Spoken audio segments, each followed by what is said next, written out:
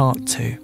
Two sections of the game were included in our hands-on session, one from relatively early in the story where Ellie patrols around the survivor settlement in Jackson, and a section a little later on with Ellie on the outskirts of Seattle. The footage you'll see throughout this video is from those two sections. The story has been the focus of a lot of what we've seen about the game so far, but a huge amount of work has gone into the gameplay too. This is both subtle and interconnected. Combat initially feels familiar, like an evolved form of the gameplay you know from the first game, but several key changes have moved it on considerably. Here's a look at some of those changes.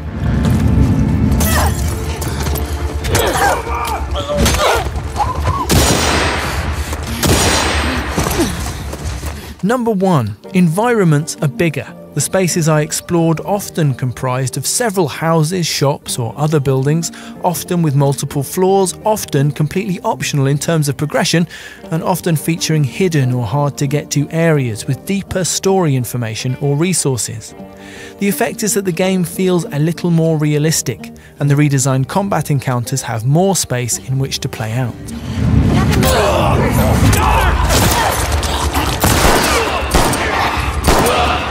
Number 2, Ellie has a few new ways to explore and interact with these bigger environments. Naughty Dog has shaped the gameplay around her character, older and stronger than when we first met her, but still agile and relatively small. Ellie can squeeze through gaps in the environment, and she can also jump, a much commented on omission from the first game, which leads to various traversal options and an added verticality to combat. And Ellie can also go prone. This one probably has the most impact while you're actually playing. It means that you can find cover even in open areas with long grass, and that you can shuffle discreetly between 2 points of larger cover. It's also a great example of how Naughty Dog approached development. Co-game director Kurt Margano told me that for the studio, the bar is real life. So putting a prone system into the game meant an enormous amount of work, making sure the movement from running, jumping and standing to prone is fluid, making sure Ellie can do everything while prone that you really would do in life or death situations, like aiming while crawling and turning onto her back. So the first time an enemy approached me while I was lying on the ground, for instance, I panicked and went to my go-to Last of Us response. I threw a brick in their face and charged in for a melee kill. And it worked. There was no laborious shift from prone to standing, and the throw aiming on the ground was just the same as normal. It felt like Naughty Dog in a nutshell, an incredible attention to detail to make the smallest of elements best in category. It might just be lying down, but it's also the best lying down I've ever done in a video game.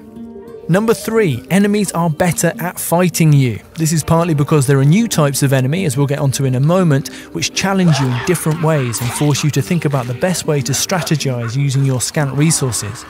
But they also seem much sharper. Taking advantage of those bigger environments, I found myself getting flanked more than I can remember from The Last of Us, backing into what I thought were safe rooms only to get shotgunned from behind.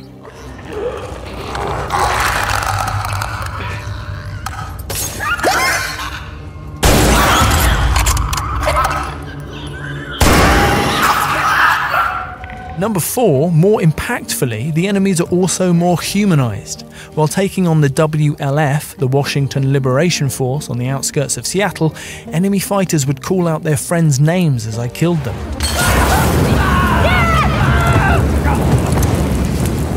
Introducing our play session, Naughty Dog's Neil Druckmann explained that as a revenge story, The Last of Us Part 2 is about destructive cycles of violence. This tiny touch is a way of jolting players into reflecting on the significance of their actions.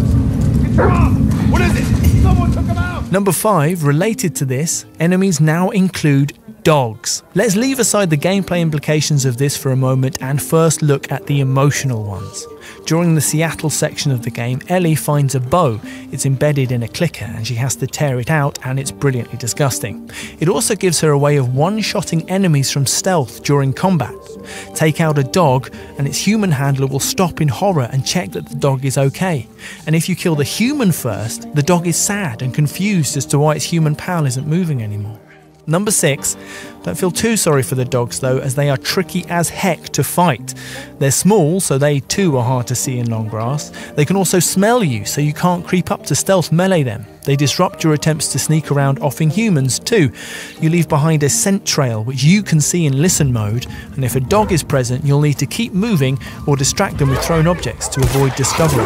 It gives what otherwise might be slow and patient stealth sections an anxious urgency and forces you to keep moving.